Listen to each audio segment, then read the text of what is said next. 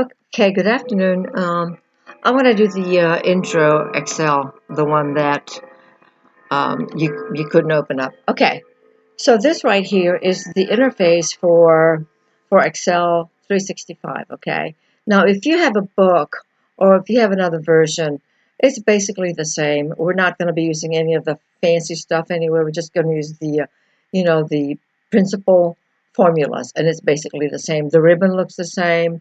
So let me just introduce the interface to you. This right here are your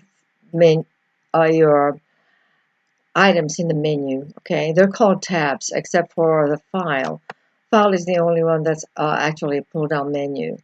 And then to go back to the interface, to the front page, home page, you just click the back arrow. Now this right here is the home tab. Now inside of each tab you will see groups like clipboard, font, alignment, and all of those. They're called groups. And then you go to insert, different groups, page out, formulas, data, etc. So we're going to be using a lot on the home, the insert, the formulas, and the data. And the rest of the menu, we're not really going to touch it, okay? Now down here, that's called the name box. So wherever the rectangular, box is, it's going to give you the address right there. The address being the letter of the column, and the number of the row. So here it's A1. If I put that here like so, it would be E7. Okay? And this right here is the formula bar. So whenever you have a formula here on the work area, on the worksheet, you will see the formula right there. Inside of the work area or the worksheet, the other work area, you won't see the formula. What you'll see there is the result of the formula.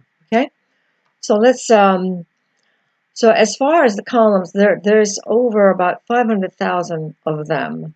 So one sheet is really a huge, huge, huge sheet, and there are over 1,000,000 rows. Obviously, we're never going to use those. Our sheets are going to be relatively small. Okay.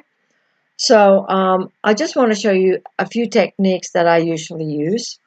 I'm not going to create a sheet right now. I just want to show you some of the techniques that I use to make it easier and faster to create a worksheet.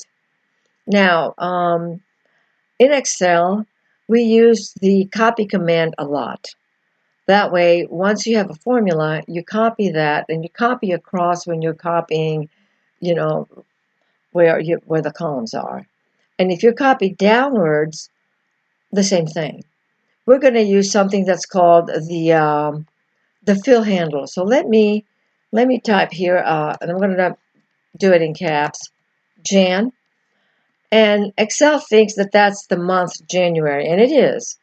So we're going to go here and pick up that black dot, right? There's not a dot, but it's a square, dark square here on the bottom right-hand corner of that rectangular box.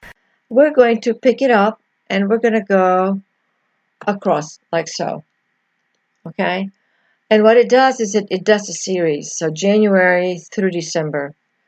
And then if we do Monday, it's going to be the same thing. So let me just make that one a little bit wider. If I do Monday, let's say, not there, but here, it's going to be the same. So we're going to go back here and copy this there. Okay? Now let me make my column a little bit wider. So what I'm going to do is I'm going to copy all the way to here, highlighting all of those columns. And I'm going to go in between the columns and I'm just going to move it to the right. And the whole thing that I've highlighted just became wider. Okay? Now, if it is numbers, it's a little bit different, but it's the same concept. So let's start with 2012, the year. And we're going to go in here and copy that there. It's going to be the same, but it gives you an options box. You go in here and click that arrow and then go to the fill series. And then it completes the series.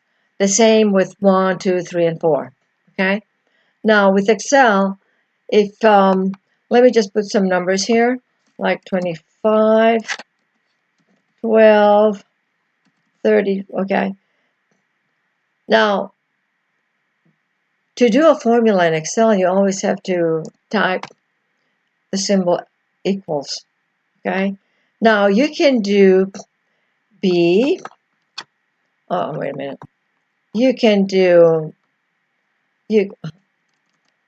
we can do a total on that, or we can do B plus, what is that, 7 plus B plus 8 plus B. You can do it that way, but that's the long way to do it, and we don't want to do that. So normally what I would like to do is go over here, and we're going to go home and go to the auto sum, just like I've been doing with the other, the formula, all the sheets that I've given you, okay? All right, so I think, and then down here you'll see a sheet, and you can add as many sheets as possible. So when you create your file for all of that stuff that I've already uploaded onto Facebook, you can rename the sheet. Like for the first one, it was assets, right? It was assets, and expenses. Okay, so just put assets in there, and you'll know what it is. And then the next sheet is the sales forecast. Create another one, and you can also dress this up and make them look nice, so you can colorize it as well, just like that. Okay, so that is the intro. So now let me go ahead and end this video.